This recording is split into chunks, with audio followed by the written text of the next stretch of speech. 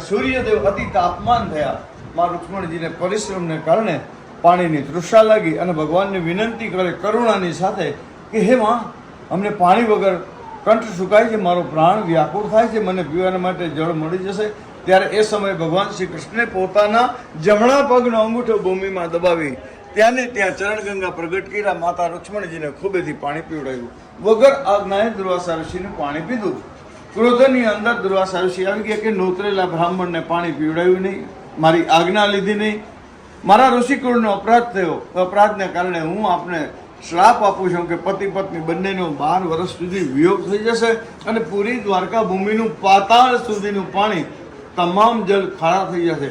ત્યારે એ દુર્વાસાના શ્રાપથી આ ભૂમિની ઉપર બધું મળશે. યાત્રિકોની યાત્રા, મનોકામના દરેક વસ્તુ પૂર્ણ થશે. સોનેરની દ્વારકા રહેશે, પણ પીવાને માટે એ પાણી ખારું રહેશે.